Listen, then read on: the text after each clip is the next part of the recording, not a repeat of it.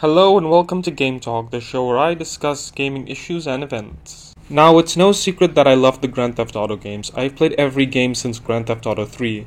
But what I've noticed is that Grand Theft Auto 5 is lacking single-player DLC. Now, I'm not saying that there isn't enough stuff to do in Grand Theft Auto 5, but the lack of single-player DLC is astonishing from Rockstar because I hold them in high regard after they released the Grand Theft Auto 4 single-player DLC, which was one of the few pieces of DLC I've gone out of my way to purchase. I enjoyed Lost in the Damned and The Ballad of Gay Tony. I'm not an idiot and I know that many people enjoy the online content, and that's great. As for me, I try to enjoy the best of both worlds, but as of late, I've wanted to see some of the online features make it into the single-player game. These features include lowrider garages, purchasable yachts, purchasable apartments. I know that most people play GTA Online over the single-player, but I don't see any reason these features should be left out of single-player entirely. Consider this. By the end of the game, Trevor has a shit ton of money and he's still sleeping on a couch. That would have been a good time to introduce a purchasable apartment feature. There are even some features from other games that aren't in single or multiplayer, which I was hoping would be in the final game.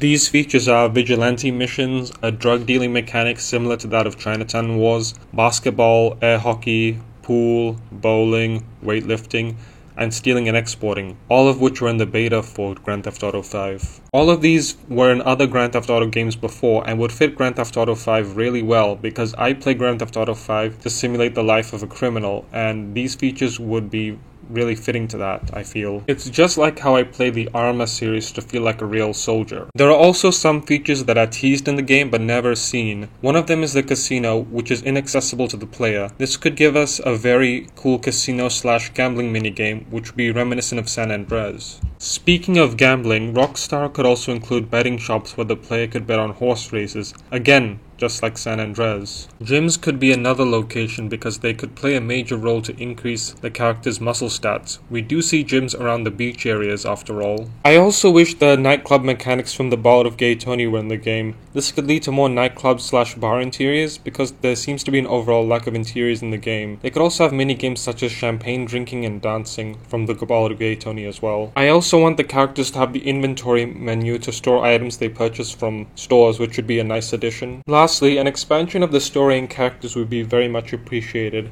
Maybe Franklin could lead his own highs, Trevor and Michael could have a falling out. There are so many directions to expand the story. So those are some of my ideas on how to make single-player DLC for GTA 5. Let me know what you think in the comments below.